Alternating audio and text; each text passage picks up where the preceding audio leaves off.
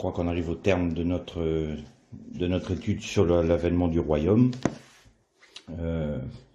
Les 3 dernières fois, oui, ces 3 méditations sur le royaume qu'on a eues, on a vu que le processus de la mise en place d'un système anti-Dieu basé sur la Babel originelle, venant par la séduction, on a vu que la séduction était la porte de la nuit, les méthodes qu'elle employait pour détourner les enfants de Dieu si possible, et puis également de faire en sorte que les hommes puissent accueillir celui qui est le fils de l'iniquité. On a, à travers les 4 empires mentionnés dans la Bible, on a constaté ensemble que ça correspondait à la Babylone la Grande, c'est-à-dire les 4 empires liés dans un seul et même système mondial. Et puis, pour finir, la dernière fois, on a médité ensemble sur le fait que quelle est la position du chrétien pour tenir ferme, pour rester fidèle dans un temps d'apostasie. Et aujourd'hui, on va méditer sur l'établissement justement du royaume. Alors, je pense qu'on va avoir une partie où on va voir que le royaume de Dieu va supplanter Babylone la Grande, c'est-à-dire les 4 empires. Et notamment, peut-être qu'on va aussi un peu plus forcer le trait sur ceux qui attendent ce règne, ceux qui attendent ce royaume, et ceux qui ne l'attendent pas non plus, à travers notamment les paraboles des 10 vierges, les paraboles des mauvais serviteurs, des bons serviteurs et du mauvais serviteur, et également par la séparation des brebis et des boucs. C'est toujours les mêmes, elles sont dans la suite, si vous voulez, dans l'évangile de Matthieu au chapitre 25, vous avez les 10 vierges, vous avez ensuite la parabole des bons serviteurs et du mauvais serviteur, et ensuite la séparation des brebis. Pour commencer, pour introduire notre méditation, j'aimerais qu'on lise deux textes, un premier dans le premier épître de Paul aux Thessaloniciens, au chapitre 4, et on va lire à partir du verset 13. Donc 1 Thessaloniciens, chapitre 4, verset 13.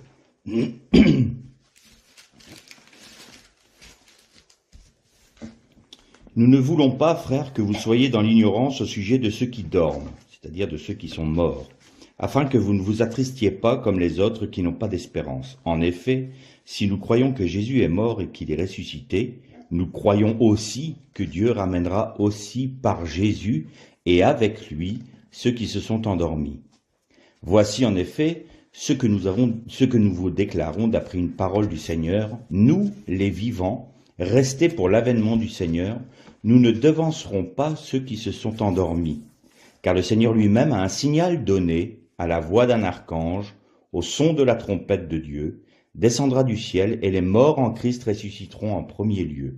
Ensuite, nous les vivants, qui serons restés, nous serons enlevés ensemble avec eux dans les nuées, à la rencontre du Seigneur dans les airs, et ainsi nous serons toujours avec le Seigneur. Consolez-vous donc les uns les autres par ces paroles. Et on va lire un deuxième texte dans le livre de l'Apocalypse, au chapitre 22.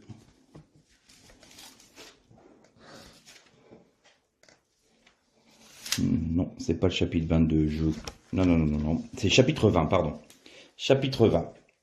Et au premier verset. Donc Apocalypse 20, premier verset. Puis je vis descendre du ciel un ange qui tenait la clé de l'abîme et une seconde chaîne à la main. Il saisit le dragon, le serpent ancien, qui est le diable et Satan, et il le lia pour 1000 ans. Il le jeta dans l'abîme qu'il ferma et scella au-dessus de lui, afin qu'il ne séduise plus les nations jusqu'à ce que les 1000 ans soient accomplis. Après cela, il faut qu'il soit délié pour un peu de temps. Je vis des trônes, et ceux qui y étaient assis fut donné le pouvoir de juger.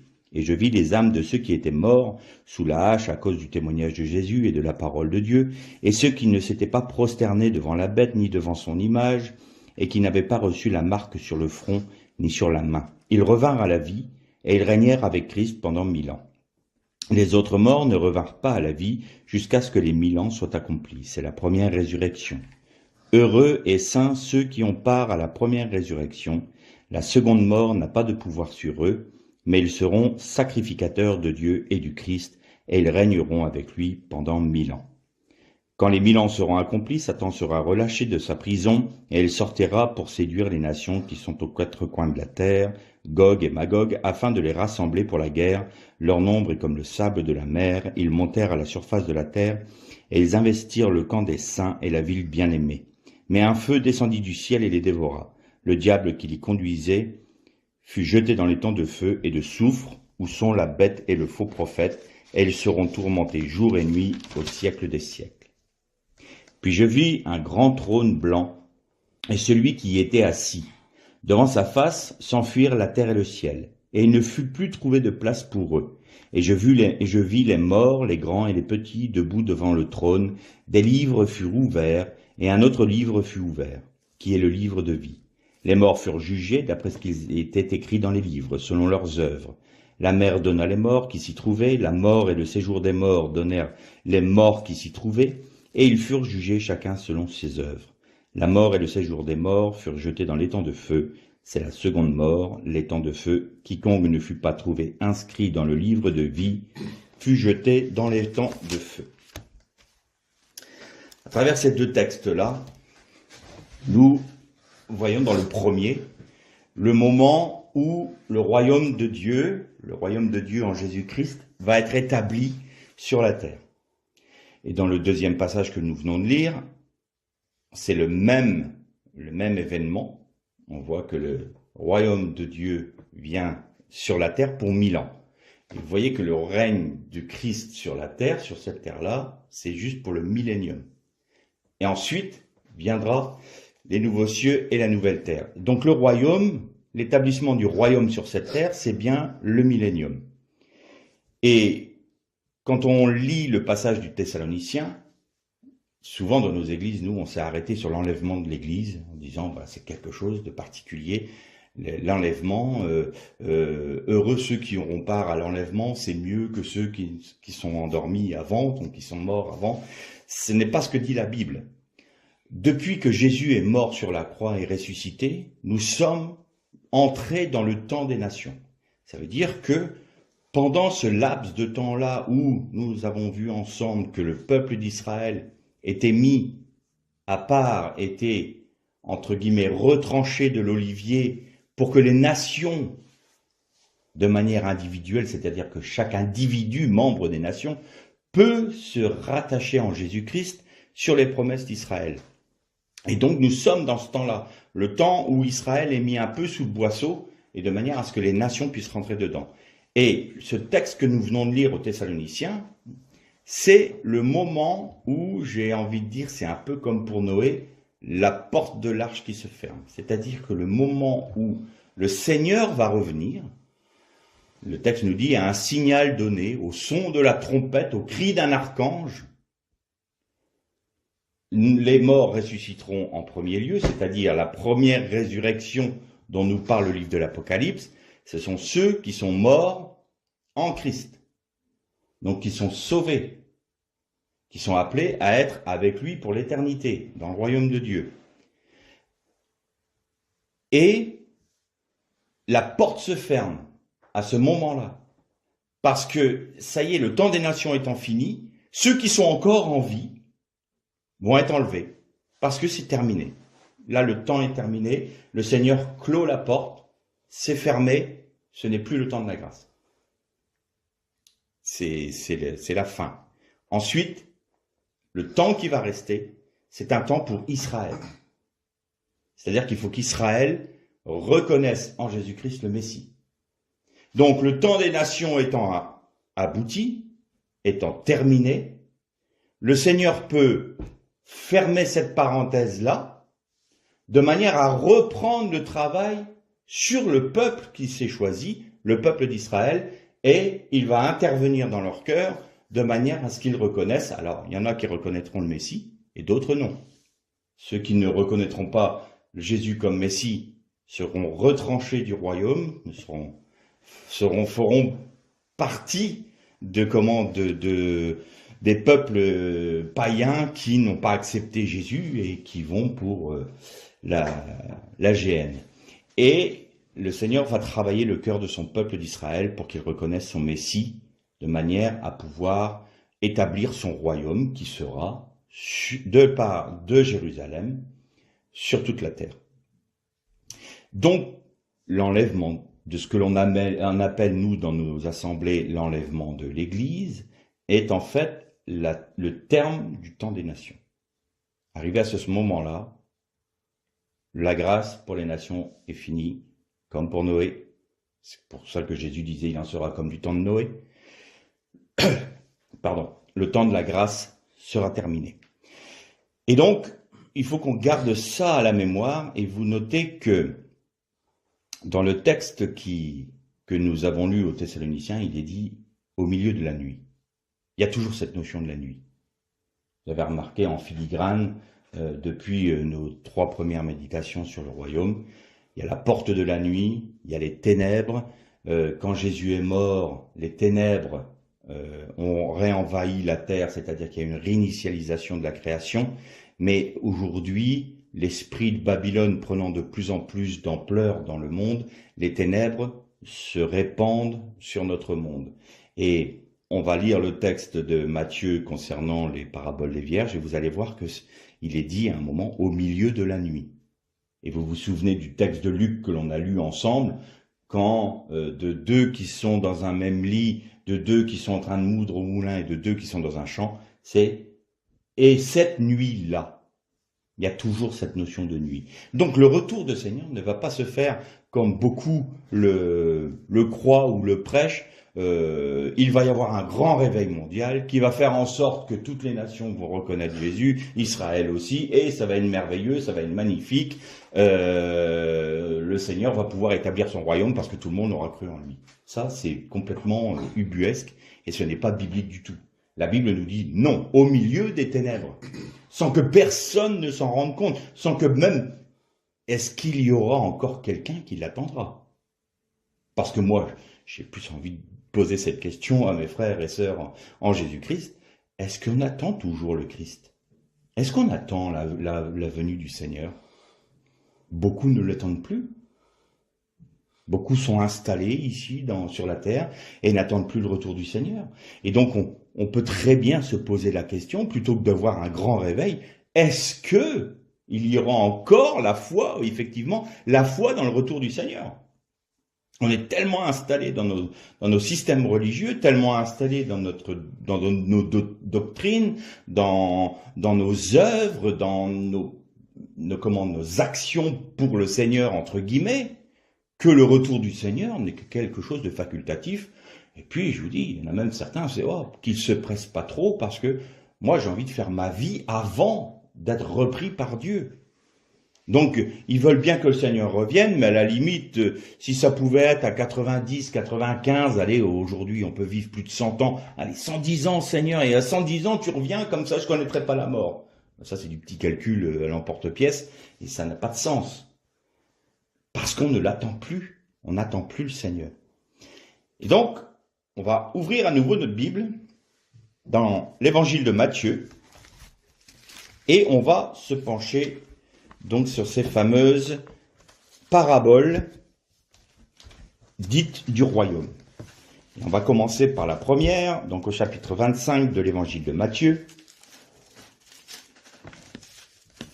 Alors pourquoi on l'appelle les paraboles du royaume? Parce que Jésus disait toujours « Alors le royaume sera semblable à » ou le royaume se présentera comme, il met toujours en exergue le royaume.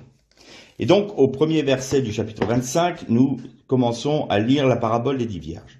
« Alors le royaume des cieux sera semblable à 10 vierges qui prirent leurs lampes pour aller à la rencontre de l'époux. 5 d'entre elles étaient folles et les 5 sages.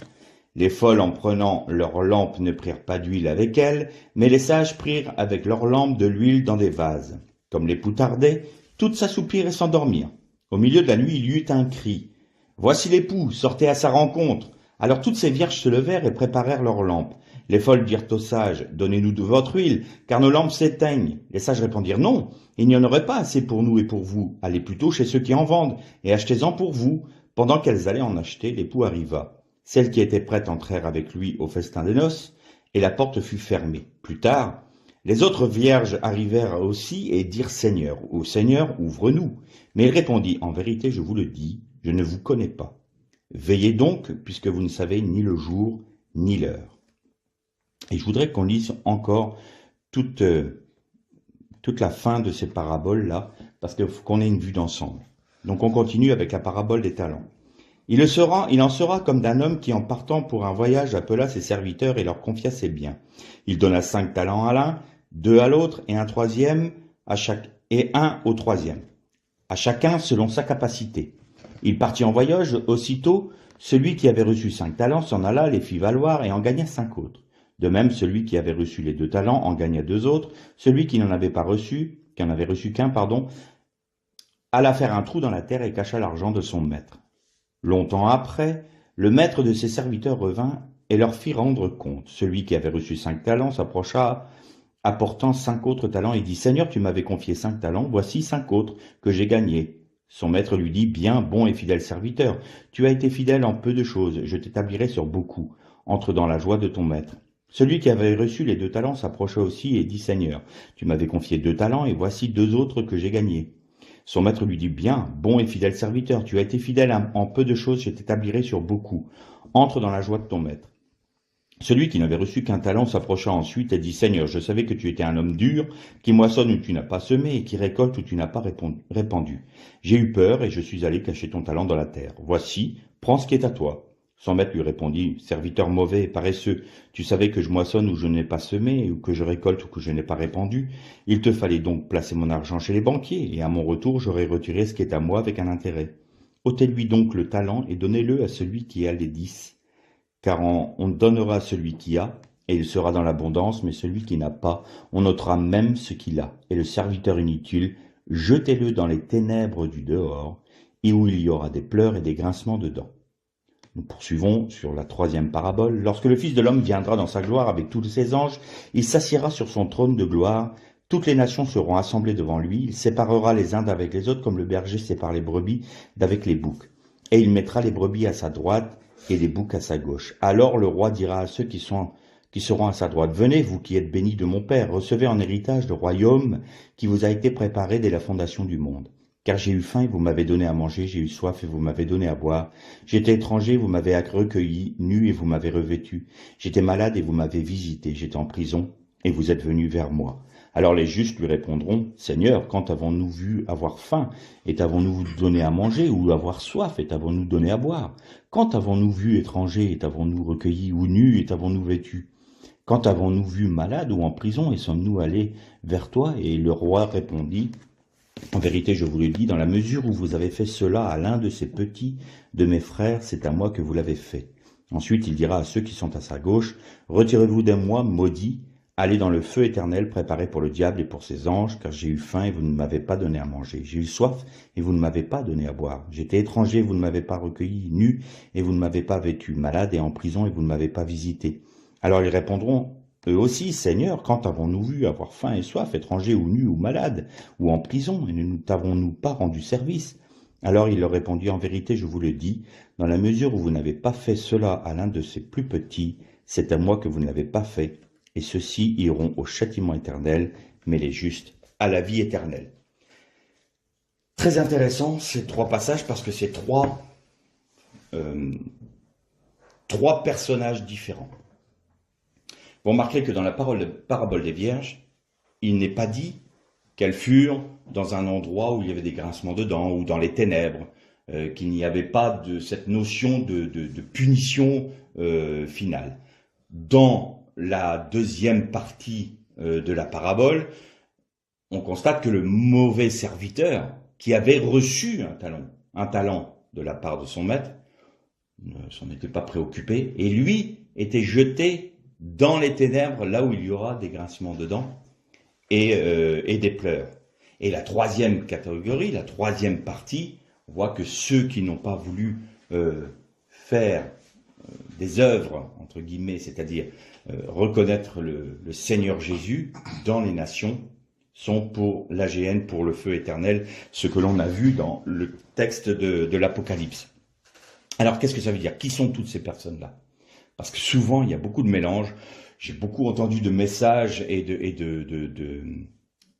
d'enseignements concernant les 10 vierges en disant que les 5 sages étaient les vierges sauvées, que les autres étaient perdus. Le mauvais serviteur, il est perdu aussi. En fin de compte, il y a plus de perdus que de sauvés. Mais là, je crois qu'il faut prendre la parabole dans son ensemble, dans tout ce chapitre-là, pour pouvoir déterminer qui est qui. Alors, on va commencer par la parabole des vierges. Vous notez que c'est pas 12 vierges. C'est pas 6. C'est pas 4. C'est 10. Et 10 a toujours, dans l'hébreu, une connotation particulière, c'est le nombre de Dieu. Si vous voyez le 1, le 10, le 100 et le 1000, c'est des nombres qui sont toujours rattachés à Dieu. Pourquoi je peux dire que dans l'hébreu, en prenant l'évangile de Matthieu, parce que tout le monde va me dire oui, sauf que les évangiles ont été écrits et toute la Nouvelle Alliance a été écrite en grec. Non, pas toutes. L'évangile de Matthieu était écrit en hébreu. Et je pense que la majorité des évangiles étaient écrits en hébreu, mais il y a eu traduction en grec parce que c'était la langue officielle de ce temps-là. Donc, l'évangile de Matthieu, d'ailleurs, est un des seuls évangiles où nous pouvons trouver des traductions, des textes originaux en hébreu. C'est le seul évangile qui est comme ça. Donc là, on sait quel mot Matthieu a employé pour parler de ces paraboles-là. Et donc, vous avez deux fois 5, j'ai envie de dire. 5 vierges folles, 5 vierges dites sages. Et c'est la lettre E qui est la 5e lettre de l'alphabet hébraïque. Et au milieu, vous avez un Vav. Ça rappelle quoi? Le tétragramme. Yud et Vav, et c'est le tétragramme. Et donc, ça montre bien que c'est bien l'épouse du Christ. C'est bien des âmes rachetées. Elles sont toutes vierges. Il n'y a pas de souci à ce niveau-là. Elles sont toutes de Dieu. Et le Vav est toujours une lettre qui va lier deux choses.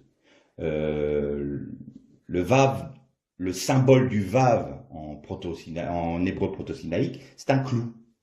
Et donc c'est quelque chose qui va lier. Et vous avez donc 5 liés par un Vav. Ça veut dire une chose, ça veut dire que en Christ, elles sont unies. Mais elles ont une différence. C'est qu'il y en a 5 qui sont dites sages, mais en réalité, c'est pas ce terme-là. Le terme sage, c'est tevuna. Elles étaient, alors, les vierges en hébreu, c'est betulot. Alors, il y a plusieurs termes en hébreu. Il y a Alma, mais il y a Betulot. Betulot a une notion de désert, c'est-à-dire qu'elles n'ont jamais été touchées. C'est vraiment des personnes pures. Elles ont été purifiées. Elles n'ont pas été souillées. Elles sont vierges, vraiment vierges, quelque chose de pur. C'est la connotation qu'il y a. Et donc, les sages, c'est des Betulot Tevuna. Et Tuvnit, ça a une connotation très particulière en hébreu. C'est à l'image d'eux. Elles sont bâties. En fait, le texte hébreu, c'est Betulot, Benot, Tevuna. Donc, elles ont Benot, c'est du verbe bana, qui veut dire bâtir. Elles ont été construites à l'image d'eux, en fonction d'eux, à la ressemblance d'eux. C'est exactement le texte. Donc, ça veut dire sage, c'est vrai, mais il y a cette notion de rendu semblable à l'image d'eux. Elles ont pu, être rendues identiques à qui? Eh bien, à l'époux. Et là, ça nous rappelle un texte de Colossiens. Nous sommes rendus de gloire en gloire à l'image du Christ. Et donc, ces 5 vierges dites sages, c'est ce terme-là qui est employé, Benot Tevuna, bâti à l'image de l'époux. Et les autres vierges, c'est Bana Kessel. Et Kessel, elles sont construites, c'est le même terme, construites, mais Kessel, c'est perdu, en quelque sorte, ne sachant plus ce qu'elles sont. Et c'était précisément ce que dit le texte hébreu.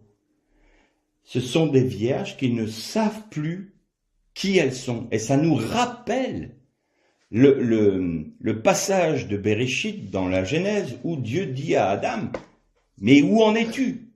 Où en es-tu, Adam? Où es-tu » Eh bien, je me suis caché parce que j'ai vu que j'étais nu et j'ai eu peur. Et donc, ces 5 vierges-là ne savent plus ce qu'elles sont, ne savent plus ce qu'est leur vocation. Elles ont perdu la vision de leur vocation.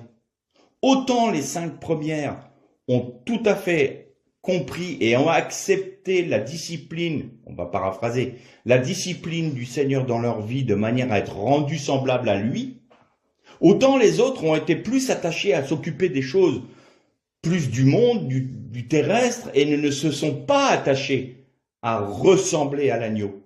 Et donc, elles ont perdu la notion de ce à quoi elles étaient appelées.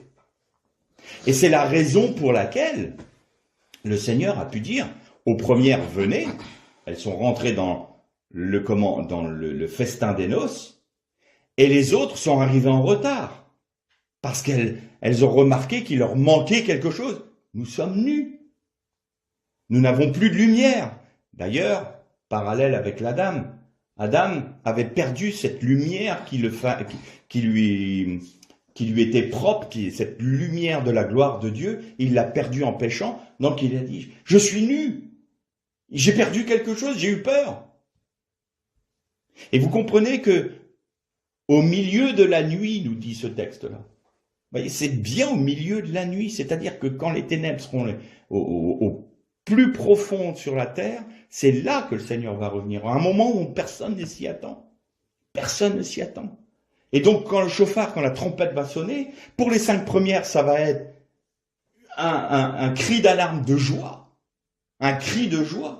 L'époux revient, l'époux revient. Donc pour tous ceux qui attendent le Seigneur, c'est une gloire, une délivrance, une joie, un bonheur immense. Nous avons accepté de te suivre partout où tu vas. Nous avons accepté d'être transformés à ton image, de perdre notre vie pour que toi tu puisses vivre à travers nous. Et c'est une joie de pouvoir dire enfin, ça y est, ton royaume vient.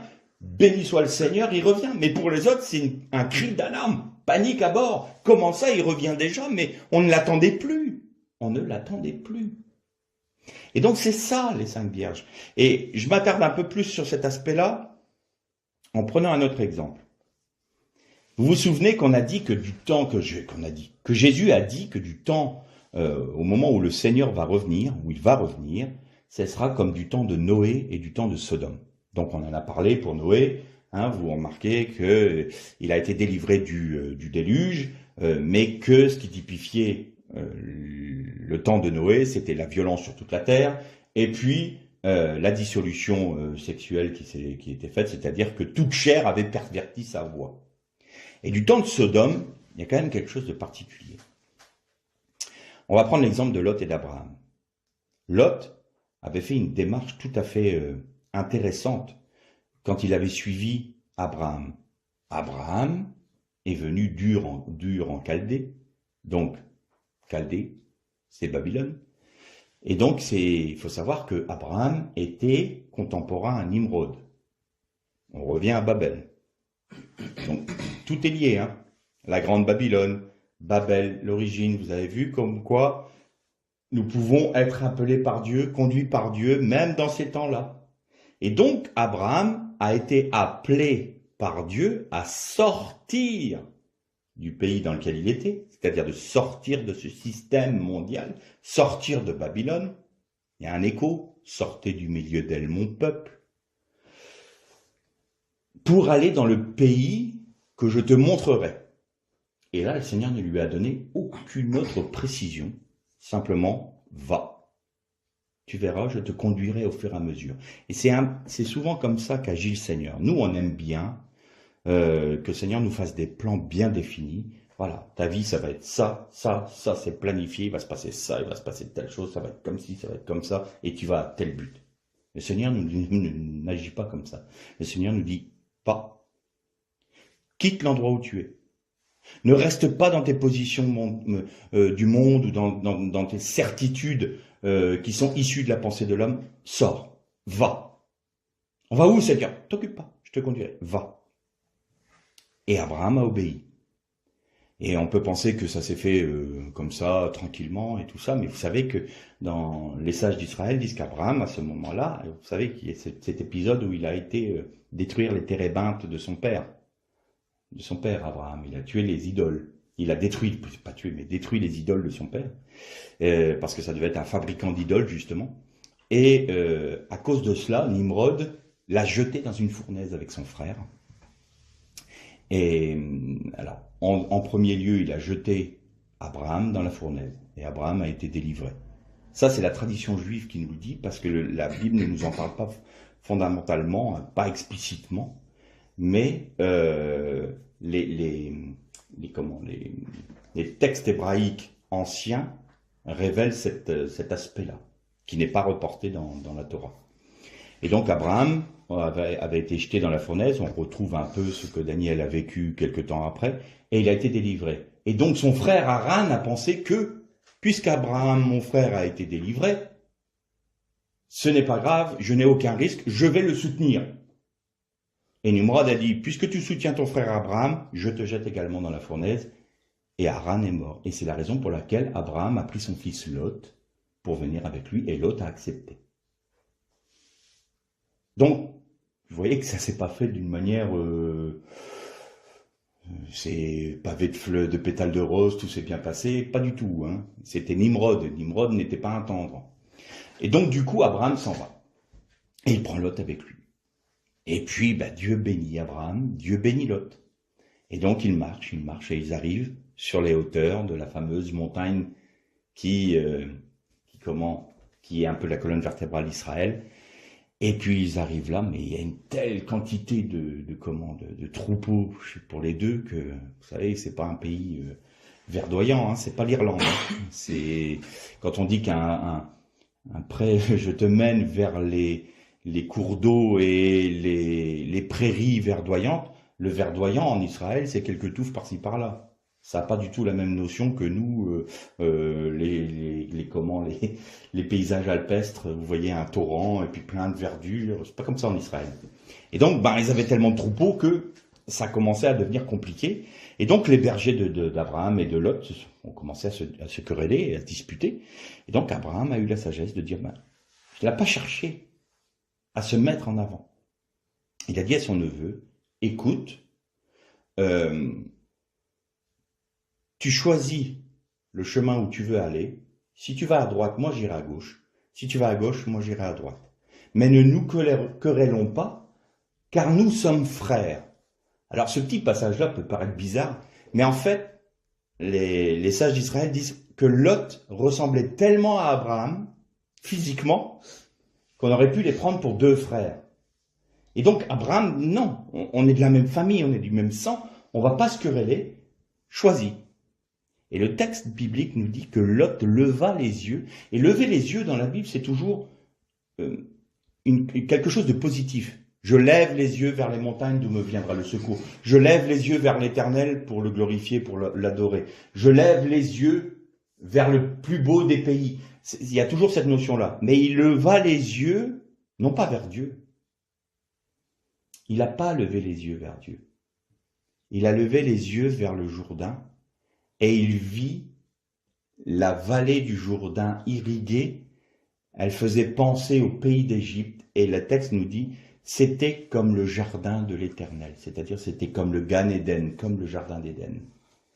Et Lot dit, je vais me diriger vers Sodome. Il savait très bien ce qui se passait à Sodome. Il savait très bien. Mais je vais planter mes tentes vers Sodome. Et Lot, le texte nous dit, et Lot choisit pour lui de se diriger vers la vallée verdoyante. Donc il n'a pas demandé du tout le conseil au Seigneur, il n'a pas cherché à savoir si ça allait poser un préjudice à son oncle Abraham ou quoi que ce soit. Il a vu ce qu'il avait envie, ce qu'il convoitait, et je me dirige vers là-bas. Abraham s'est retiré, et il a été vers Moria. Et nous retrouvons quelque temps plus tard Abraham au chêne de Mamré, qui est là dans la présence du Seigneur, et il prie. Et Dieu vient et lui dit, Abraham, je vais détruire Sodome et Gomorrhe. Abraham se dit, mais moi mon neveu est là-bas. Alors il commence à prier. Vous connaissez tous cette prière. S'il y a 100 justes, est-ce que tu détruiras Sodome? Et l'Éternel dit, s'il y a 100 justes, je ne détruirai pas Sodome.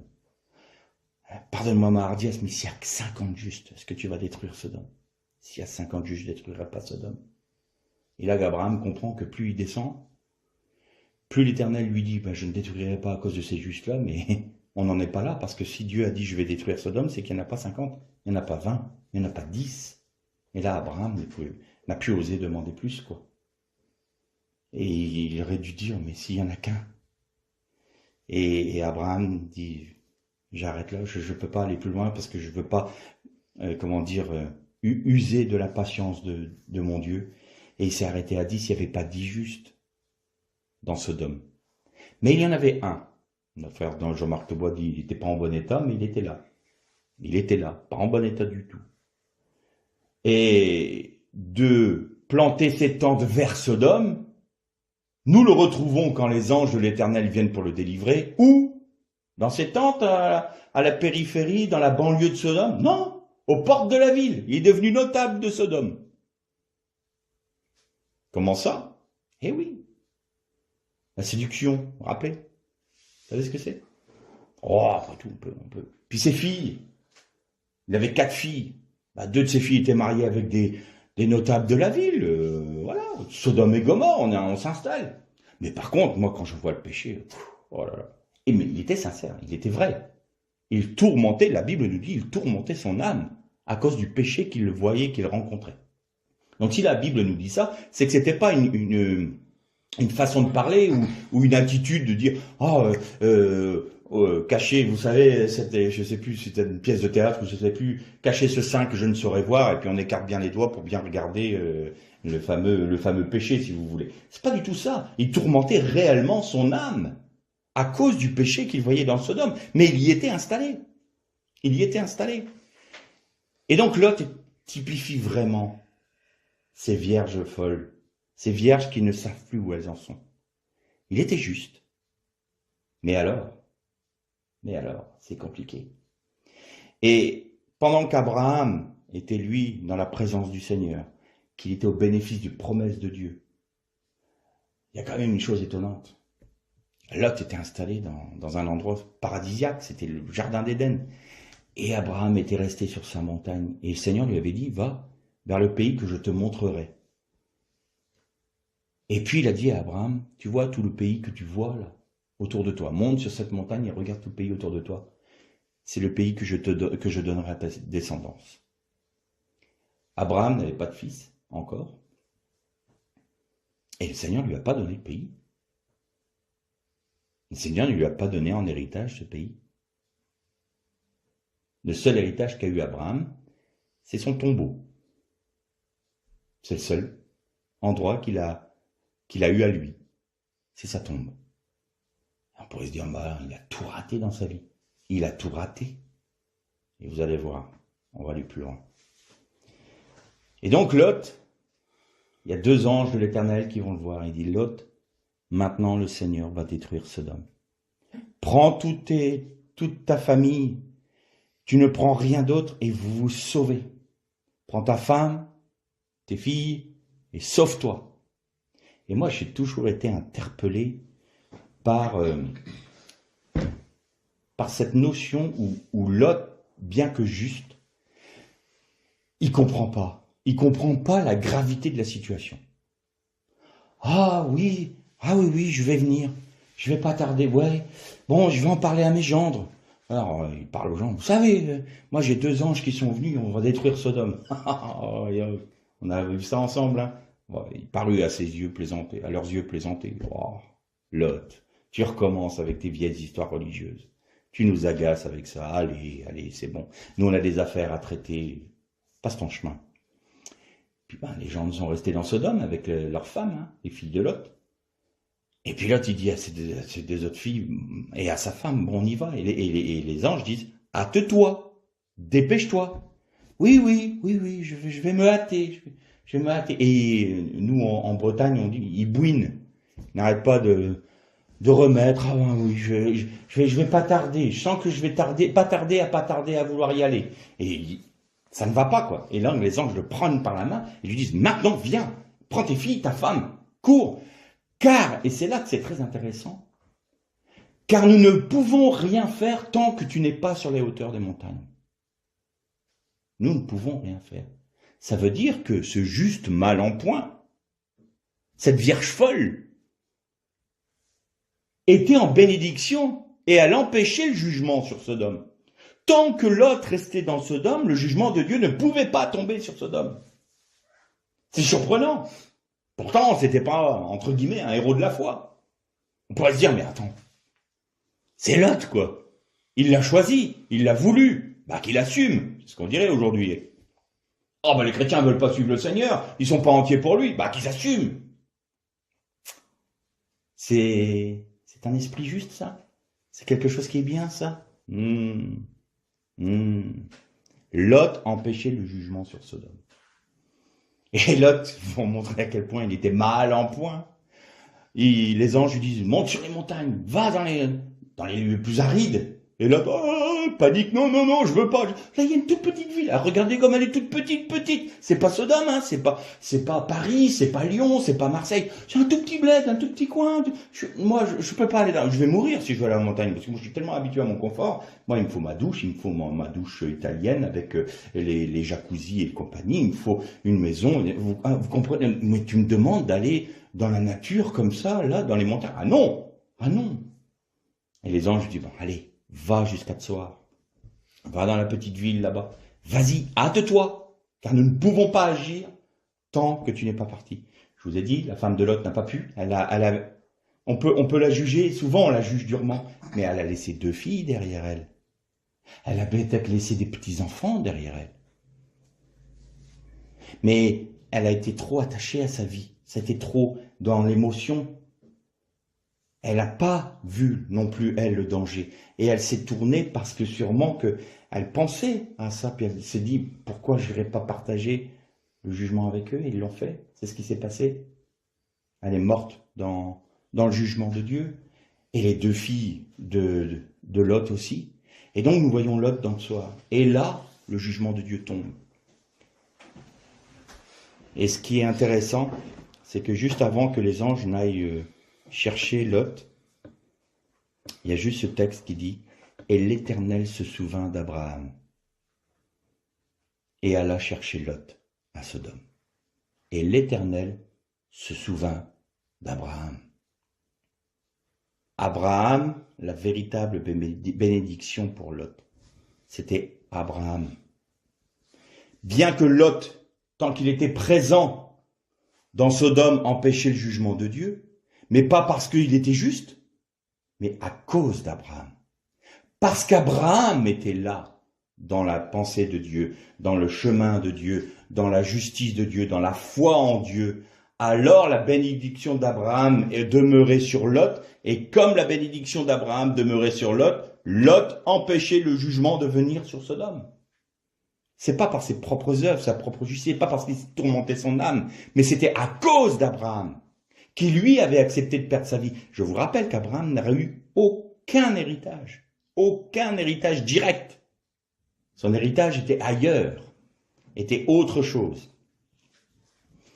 Et Lot arrive dans Tsoar, et là, le soufre et le feu du ciel qui tombent sur les 2 villes, c'est la destruction totale, c'est devenu la mer morte d'ailleurs. Et quand il a vu ça, panique, là il a couru dans la montagne, dans les cavernes. Il s'est dit, oui, Courageux, mais pas téméraire, Lot. Hein. Et il voulait son confort, mais là, quand il voit ce que ça peut donner, il part. Et il y a quand même quelque chose qui est assez terrible.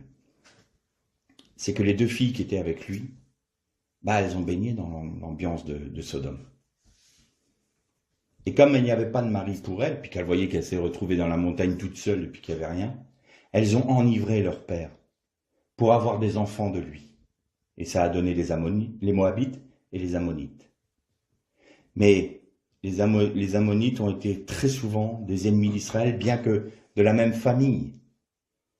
Et à tel point qu'à un moment, c'est venu d'eux le fait que, pour Balaam, le conseil est venu des Ammonites en disant, si tu fais pécher le peuple d'Israël, la bénédiction de Dieu va se retirer d'eux. Et à ce moment-là, tu pourras les vaincre. Vous voyez que la Vierge folle qui était Lot, l'image de la Vierge folle qui était Lot, elle va engendrer des choses comme ça. Elle va engendrer les Ammonites. Elle va engendrer les Moabites. Qu'est-ce que j'entends par là? Eh bien, prenons l'exemple on va paraphraser, on va réactualiser tout ça pour nous. Dans l'Église, on avait vu au moins 2 catégories de personnes. Il y en a une, c'est des apostats. Là, on n'en parle pas tout de suite, c'est dans la suite du texte. Mais il y a 2 catégories de personnes. Il y a celles qui acceptent de vivre en Christ, de perdre leur vie, de se charger de leur croix. On ne cesse d'en parler, et je ne cesserai pas d'en parler parce que c'est la Bible. Et c'est le chemin. C'est le seul, il n'y en a pas d'autre.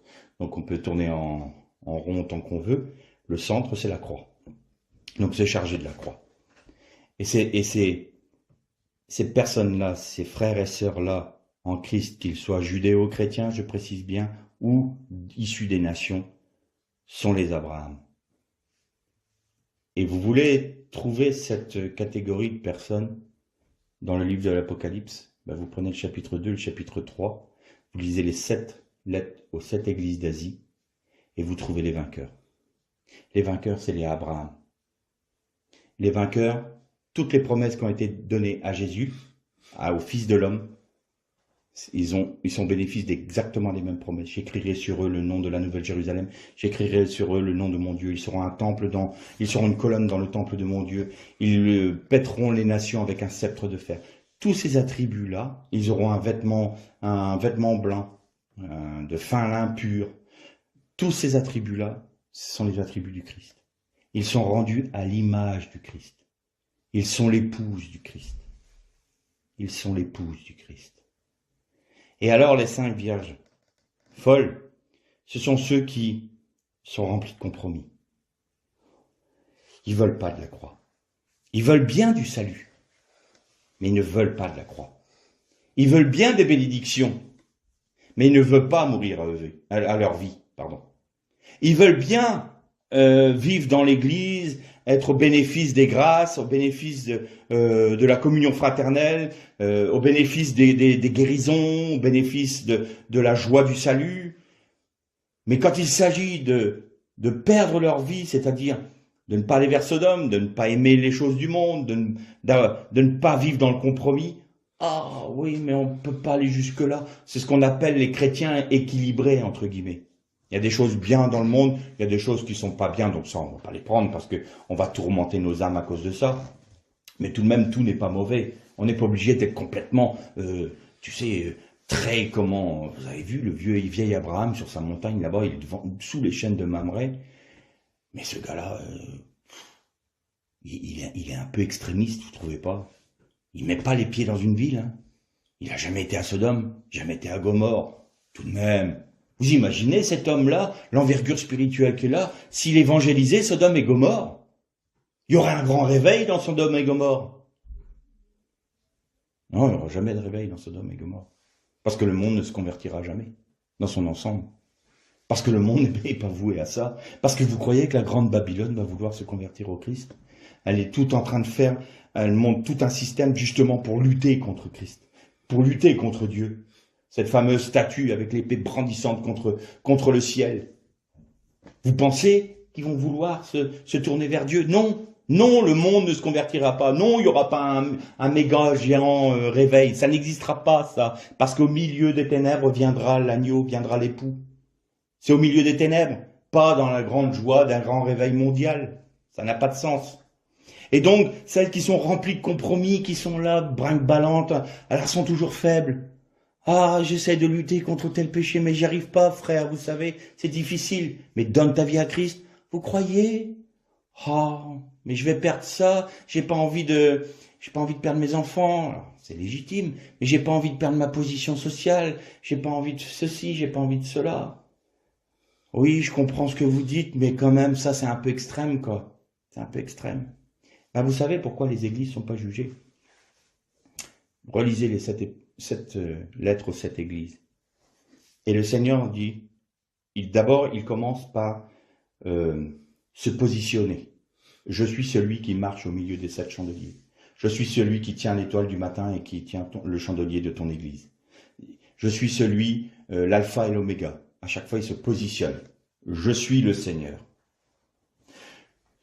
Il fait un état des lieux de l'église à laquelle il parle. Donc, il va reconnaître les côtés positifs, mais il va savoir souvent y avoir des côtés négatifs, sauf pour Smyrne et Philadelphie. Et il dit, mais il y a parmi toi des personnes qui sont contre, par exemple, on va donner un exemple, contre la doctrine des Nicolaïtes. Au vainqueur, je donnerai. Ou le vainqueur sera. Voyez un peu la notion? Ce que j'ai contre toi soit, mais tu as pour toi que, il y en a qui sont comme ci, d'autres qui sont comme ça. Ce sont les vainqueurs qui sont au milieu, ceux qui sont sans compromis. Et si le jugement de Dieu ne tombe pas, c'est parce que eux sont dedans. Alors, vous allez me dire, alors c'est quoi ces vainqueurs-là? C'est une troupe d'élite, c'est des super génies spirituels, c'est des géants de la foi. On aime tous ces grands mots-là. Oui, moi je serai un vainqueur dans l'église parce que moi je veux gonfler les pectoraux, puis moi je mérite. Non, non, non, le vainqueur c'est Abraham. Qu'est-ce qu'il a eu comme héritage sur le pays d'Israël? Son tombeau. Bon, ça donne envie? Vous voulez être vainqueur? Alors, je vais être un peu bizarre. Souvent, quand on essaye de vendre quelque chose, on montre les côtés positifs du produit en essayant de taire un peu les côtés négatifs. Et ben moi, je vais faire le contraire. Je vais vous montrer ce que c'est que d'être un vainqueur. Un vainqueur, c'est celui qui ne va pas aller où il veut.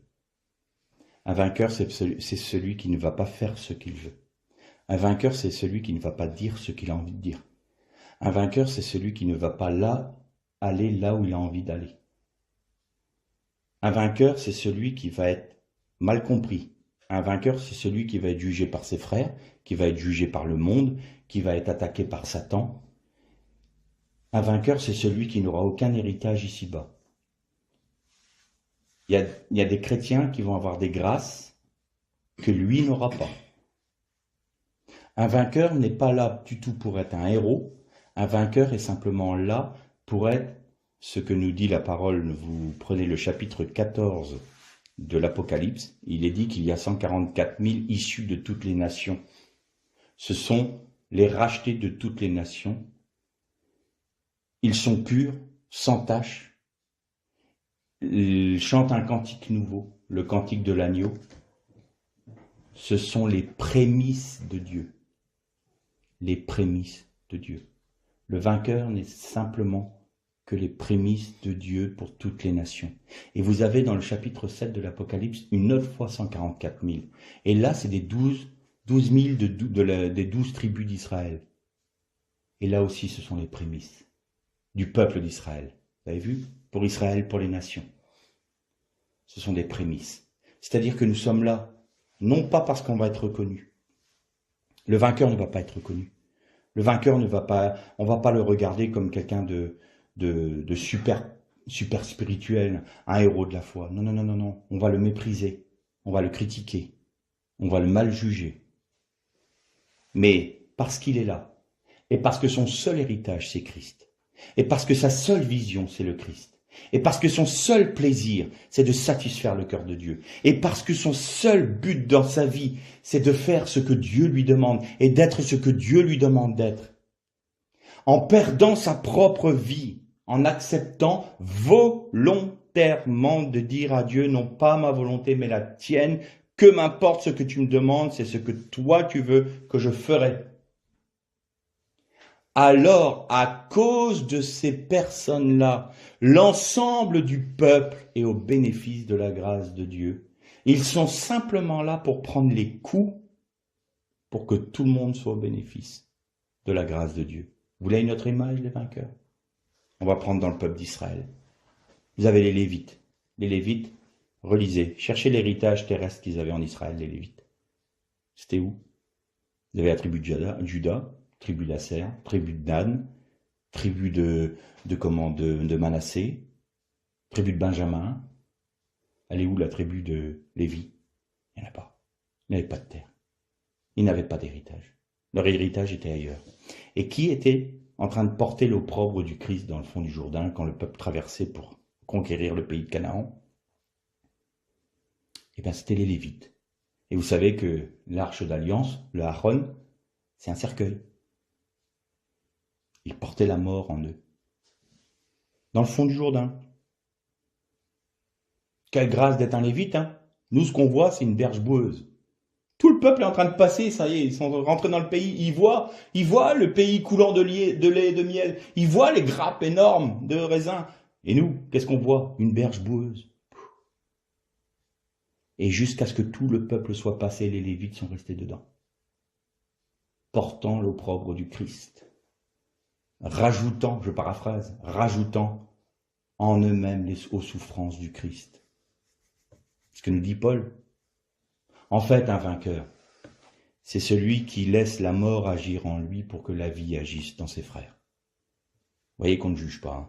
On n'est pas en train de dire « Ah, bah ceux-là, ils ont choisi le compromis, qu'ils assument. » Non, non, non. Je vais mourir pour toi. Je vais accepter l'opprobre du Christ pour toi, pourvu que tu sois sauvé, pourvu que tu sois en dehors de la malédiction. Et vous remarquez une chose dans la parole de Dieu, il y a toujours la même chose, même s'il n'y a qu'un seul juste. Noé était le seul juste dans cette génération. Il a été sauvé. Lot était le seul juste à Sodome. Il a été sauvé. Mais à chaque fois, il y avait un Abraham. Dans les églises, il y a ce que le Seigneur appelle les vainqueurs. Les vainqueurs, on a toujours envie de dire, parce que nous, on a cette image d'Épinal, les vainqueurs, c'est les super-héros. Non, non, non, non, non. Le vainqueur, c'est celui qui laisse la mort agir en lui pour que la vie agisse dans ses frères. C'est ça le véritable vainqueur. Et donc, vous notez que dans la parabole des 10 vierges, là, vous avez ces deux catégories. Et donc, l'ensemble va être sauvé. Seulement, l'ensemble ne régnera pas. Ceux-là seuls qui font la volonté de mon Père, dit Jésus. Ça, c'est l'héritage des vainqueurs. Le règne, c'est l'héritage des vainqueurs. Pas des autres. Parce qu'il y a quand même une justice de Dieu. Et le Seigneur a dit à ses disciples, « Il y a plusieurs demeures dans la maison de mon Père. Si ce n'était pas le cas, je vous l'aurais dit. » Qu'est-ce que ça veut dire, plusieurs demeures dans la maison de mon Père? Les sages d'Israël disent qu'il y a 7 cieux. 7 ciels, plus précisément. 7 ciels. Il y a des hiérarchies. Dans les anges, il y a des hiérarchies. Eh bien, là, ça va être pareil. Vous vous souvenez de ce texte, je ne sais plus dans quel épître c'est, où Paul dit que les œuvres de chacun seront jugées. Ceux qui auront bâti avec des pierres précieuses se passera à travers le feu et leurs œuvres perdurera. Et ceux qui auront construit sur le fondement, c'est les chrétiens, hein, c'est aux Corinthiens, je crois. Premier épître aux Corinthiens, de mémoire. Il est dit que sur le fondement, ils ont posé le fondement, donc ils sont sur le fondement de Christ. Il n'y a pas de souci. Ils sont sauvés. Ils sont en Christ. Ils sont membres de l'Église, on peut dire. Mais ils vont bâtir avec du foin, avec du bois, avec du chaume. Ils vont être là, voilà, plein de compromis, pas des choses précieuses pour Dieu. Et le feu va passer et toute leur œuvre va être consumée. Et la Bible nous dit, Paul nous dit dans son épître, pour eux, ils seront sauvés, mais comme à travers du feu. C'est-à-dire que rien de leur œuvre ne va perdurer. Et vous savez que la Nouvelle Jérusalem, je suis convaincu d'une chose, la Nouvelle Jérusalem est en cours de construction actuellement, avec les œuvres des enfants de Dieu.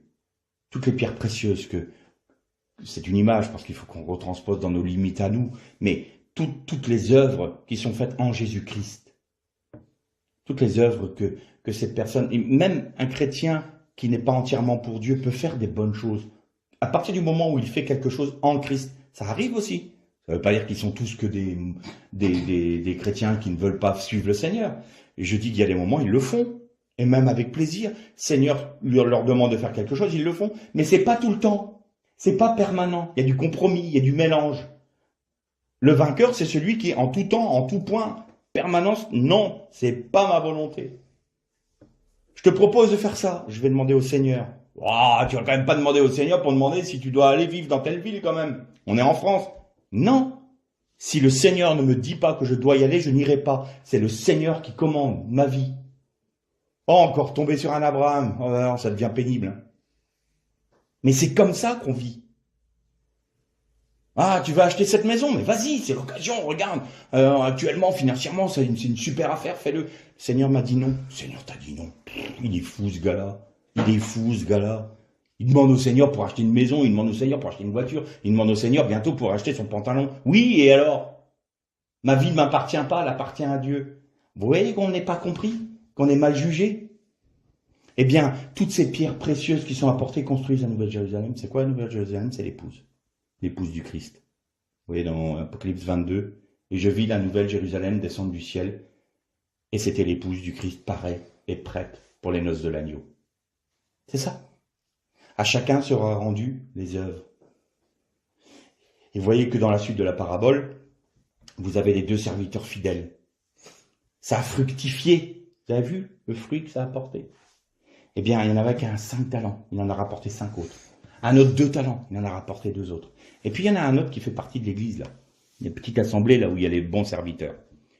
Puis lui, il dit, moi, je ne connais pas le Seigneur. La preuve qu'il ne le connaît pas. Moi, j'ai entendu dire que tu étais un maître dur, méchant. Tu vas récolter là où tu n'as pas semé. Tu es voleur et méchant. On connaît le même Seigneur, nous. Tu es sûr que tu connais le Seigneur? Et quand il y a le jugement qui arrive, donc, rentre dans la joie de ton maître, celui qui a rapporté 5 autres talents, parce qu'il le connaissait, le Seigneur. Et puis il a voulu plaire au Seigneur et faire en sorte que sa vie soit remplie de fruits, les œuvres, les pierres précieuses pour la Nouvelle Jérusalem. Pareil pour celui qui a eu 2 talents. Mais celui qui s'en moquait du talent, il s'en est moqué du talent que le Seigneur. C'était un appel qu'il avait. Le Seigneur l'appelait tous les jours dans le sein de l'Église. Vous savez, les apostats, la 3e catégorie de personnes qu'on trouve dans les églises, dont on a parlé il n'y a pas longtemps. Ceux qui sont apostats, qui ne veulent même pas entendre parler du Seigneur. Ils avaient un appel, ils avaient un talent, ils avaient quelque chose de confié pour le Seigneur pour qu'il puisse avoir une vie fructueuse. Non, eux, ils l'ont enterré, ils ont dit, tu reprends ce qui est à toi, moi je veux rien avoir avec toi. Ok, tu n'auras rien à voir avec moi. Que celui-ci soit rejeté dehors, là où il y aura des pleurs, des grincements dedans. Et la 3e partie de la parabole, là c'est les nations. C'est les nations qui sont jugées. Et ceux qui auront porté du fruit sont les brebis qui seront à la droite. Du fruit, tu m'as donné à manger, tu m'as donné à boire, tu m'as vêtu, tu as été me visiter en prison. J'ai jamais fait ça, mon Seigneur. Si, quand tu m'as laissé vivre en toi. Eh bien, regarde, tu as fait ça. Et ça, je l'ai fait comme ça parce que je trouvais normal. Mais oui, vous vous rappelez ce que je disais quand notre coupe déborde? C'est notre vie normale. La vie du Christ devient notre vie normale et on déborde, donc on donne. Et les autres sont au bénéfice. Nous sommes là dans la mort, dans la croissance de la vie du Christ en nous. Et les fruits ne sont pas pour nous, sont pour les autres. La parole va fructifier en nous, va grandir, croître en nous. Mais les fruits que la parole va faire porter dans nos vies, c'est pour les autres. Et c'est ça que le Seigneur leur dit. Tu as accepté que la parole grandisse en toi. Tu as accepté que la vie du Christ se manifeste en toi pour porter du fruit. Et les fruits ont été au bénéfice de tous mes petits. Tous mes frères qui étaient là. Et inversement, au bout, allez dans la GN, allez dans... Et puis là, c'est clairement dit à la fin. Je remets mes lunettes, pardonnez-moi. Alors il leur répondra, en vérité, je vous le dis, dans la mesure où vous n'avez pas fait cela à l'un de ces petits, c'est à moi que vous n'avez pas fait, et ceux-ci iront au châtiment éternel réservé au diable. Et ça, c'est les nations qui n'ont pas accepté Jésus, qui n'ont eu aucun intérêt pour l'évangile, aucun intérêt pour la mort du Seigneur, aucun intérêt pour Dieu et pour dire, mais Seigneur, je veux te reconnaître, je veux te connaître, et le Seigneur lui aurait présenté le sacrifice de Jésus pour qu'il soit sauvé et qu'il puisse porter du fruit. Mais non, le monde aujourd'hui n'en veut pas, donc ils vont dans la géhenne. Vous voyez le règne, le royaume de Dieu pendant ces 1000 ans. Et là, dans la version que j'ai, il n'y a pas cette mention-là, mais dans une autre traduction, j'ai vu que pour les bons et fidèles serviteurs là qu'on voit, il est dit à celui qui avait 5 talents et qui avait fait fructifier, tu auras autorité sur tant de villes. Et l'autre, tu auras autorité sur tant de villes. Vous voyez qu'ils vont régner avec Christ pendant les 1000 ans là. C'est ça le royaume de Dieu sur terre, les 1000 ans. Et pendant 1000 ans, ces vainqueurs-là, issus du judaïsme et issus des nations, vont régner avec Christ. Pendant 1000 ans. Et ensuite, là c'est une autre étude, vous avez Satan qui va être libéré, parce qu'il faut savoir que pendant ces 1000 ans-là, tous les armes seront fondues pour faire des hoyos, hein, pour cultiver la terre, le lion sera avec l'agneau, le loup avec la brebis, le lion mangera de l'herbe, du pâturage, du fourrage, il y aura de la paix, la joie, les hommes vivront vieux, beaucoup, comme au début, comme au commencement, quelque chose va, parce que ça sera le règne du Christ. Et pourquoi il y aura ce règne de 1000 ans sur la terre? Eh bien, pour que toutes les générations de cette terre-là, avant les nouveaux cieux et la nouvelle terre, puissent reconnaître que le Seigneur a laissé à l'homme la possibilité de monter tous les royaumes qu'il voulait. Dans sa rébellion, aller dans la rébellion au paroxysme de sa rébellion. Et en contraste, il met le royaume du Seigneur Jésus, de l'agneau.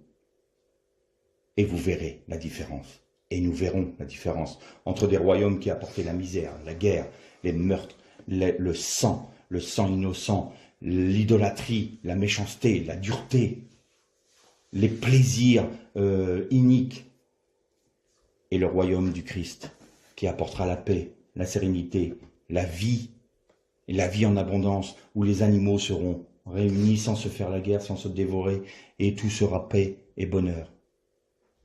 Alors on va se dire, mais pourquoi le Seigneur va permettre qu'à la fin, il y ait encore Satan qui soit délié? Eh bien, toujours la même raison. Toujours pour la même raison. C'est une question de justice. Parce que autant aujourd'hui le péché est majoritaire dans le monde, et c'est dur d'être fidèle. Il faut s'appuyer sur le Seigneur, il faut se faire violence à notre volonté. C'est ça aussi ce qui typifie le vainqueur dans les églises, c'est que sa volonté, il la mate. Il dit non. C'est volontairement que je décide de suivre le Seigneur. Oh non, tu te tais, mon âme, tais-toi. Tu obéis à la parole de Dieu, tu obéis à ton Seigneur. Je te laisse pas le choix. Ça, c'est se faire violence.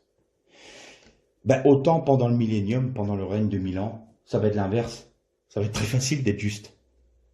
Le péché sera tellement minoritaire. Il restera des bribes, mais minoritaires. Mais il faut que ces personnes-là aient accès à la même grâce. Donc Satan va se déchaîner pour un temps, de manière à faire en sorte de séduire les nations. Et vous voyez que ça va fonctionner, puisque c'est là où il va y avoir la guerre de Gog et Magog, c'est-à-dire qu'il va rassembler les nations pour faire la guerre à la ville sainte. Mais là, il n'y a même pas de bataille. Là, c'est par Armageddon, il n'y a même pas de bataille. Le feu du ciel descend, et c'est fini. Affaire classée. Le Seigneur, maintenant, ça y est, j'ai été juste sur tous les points. J'ai laissé mon ennemi aller au plus haut de sa capacité contre moi, et maintenant je juge. Et tout le monde reconnaît que celui qui est Dieu, c'est Dieu. Et donc là, Satan est jeté avec le faux prophète. Vous avez vu, c'est dans un deuxième temps, ils ne sont pas jetés en même temps. Il y a la bête et le faux prophète, donc la Babylone la grande, le système mondial plus le faux prophète, sont jetés dans les temps de feu déjà, avant la résurrection, la deuxième résurrection des morts. Et donc, le dernier passage que l'on a lu là, concernant les boucs et les brebis, c'est la deuxième résurrection, où toutes les nations sont jugées.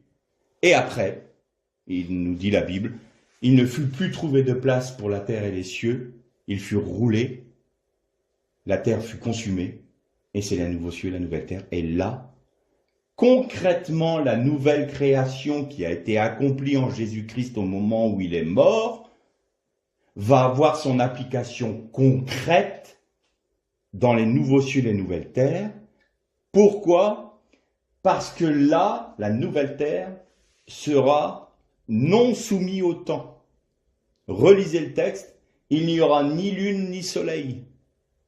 Seule la gloire de Dieu illuminera la terre. Ça veut dire que ça y est, la dimension dans laquelle nous sommes enfermés, le temps, nos sens, c'est fini. Nous serons sans commencement et sans fin. L'éternité, c'est pas un commencement qui se finit jamais. L'éternité, c'est pas de commencement, pas de fin. Et on va réaliser que nous, les personnes qui sont là, le Seigneur nous connaissait dès avant même que tu sois dans le sein de ta mère. Je connaissais toutes tes voies, dit le Seigneur. Parce que nous sommes déjà là-haut. Nous avons été amenés ici. Mais il y a une dimension qui nous échappe complètement parce que nous, on a toujours cette dimension de temporalité, toujours cette dimension de nos cinq sens, on est un peu perdu. Eh bien, on va réaliser que c'est bien plus grand qu'on peut encore l'imaginer, mais on n'a pas la capacité intellectuelle ou spirituelle de l'appréhender. Parce que dit Paul, je parle comme un enfant, je discours comme un enfant, mais quand je serai auprès de Dieu, tout me sera dévoilé. Donc c'est à ça qu'on est appelé. L'appel de Dieu pour chaque enfant de Dieu, c'est pas de faire du petit calcul de comptoir de kermesse, de dire qu'est-ce que je peux garder pour ma vie et puis qu'est-ce que je peux donner au Seigneur. Alors, on va faire un petit panaché, on va faire un petit compromis, on va faire un petit équilibre. Non, il faut que nous soyons des Abraham, il faut que nous soyons des Asmonéens, que celui qui a du zèle pour l'Éternel et pour sa Torah me suive. Il faut que nous soyons des Paltiaou, la famille de Paltiaou, qui du temps de Manassé a continué à honorer Dieu. Il faut que nous soyons ce prêtre dans le temple du temps d'Antiochus où il a caché l'huile de la Ménorah parce qu'il savait qu'un jour le culte du temple serait rétabli et que le temple serait nettoyé de toutes ses souillures. Soyons des hommes et des femmes de la prophétie. Soyons des hommes et des femmes entiers pour Dieu, complètement ancrés en Dieu. Soyons des vainqueurs en Christ, sachant que notre héritage n'est pas maintenant, n'est pas ici-bas. Nous n'avons aucune part ici. C'est pas notre intérêt. Nous voyons le règne, nous. Et le règne, c'est pas parce que nous voulons régner. Dire, moi, comme ça, j'aurai une position. Non. Parce que la mort qu'on va vivre aujourd'hui, là, sur la terre, ça va être pour que mon frère à côté vive. Mais il mérite pas. Il prie jamais, il s'occupe pas de Dieu, il s'occupe pas de la volonté de Dieu. Que t'importe. La mort agit en toi pour que toi, tu puisses avoir la vie. Ça, c'est l'esprit du Christ. Le Seigneur n'a pas attendu qu'on se repente avant de donner sa vie. On était pourris jusqu'à la moelle au moment où il est mort sur la croix. Il n'a pas attendu, ne serait-ce que un seul regard vers lui pour faire comprendre qu'éventuellement, on pourrait accepter son sacrifice. Non. Il est mort pour nous. La mort agit en lui pour que la vie agisse en nous. On va vivre les mêmes choses. Est-ce que le Seigneur, le disciple n'est pas plus grand que son maître? On va être pareil. C'est ce qu'il nous demande, perdre notre vie pour que nos frères puissent vivre et que nous soyons en bénédiction pour l'ensemble non seulement de nos frères dans les églises qui sont un peu parfois brinque-ballantes et tout ça, mais même pour le monde qui nous entoure, pour notre pays, pour notre nation, pour notre région. Vous savez que je suis convaincu qu'il y a des jugements qui ne tombent pas sur les pays mauvais comme le sont nos pays occidentaux, parce qu'il y a des hommes et des femmes qui sont fidèles, parce qu'il y a un juste, parce qu'il y a un Abraham qui se tient sous les chaînes de Mamré pour prier, pour empêcher que la malédiction tombe tout de suite, afin que le temps des nations puisse être clôturé. Mais le jour où le temps des nations va être fini, et que l'enlèvement va avoir lieu, et que la parenthèse et la porte du temps des nations va être fermée, là le jugement va tomber. Là le jugement va tomber, parce qu'il n'y aura plus d'Abraham, il n'y aura plus de vainqueur, il n'y aura plus d'Asmonéens, il n'y aura plus de Paltiaou. Ils seront tous recueillis dans le sein de Dieu. Et là, le jugement va tomber. Et je voudrais terminer toute cette série de méditation sur le royaume en lisant un dernier passage dans la première épître aux Thessaloniciens. Et on va lire au chapitre 5.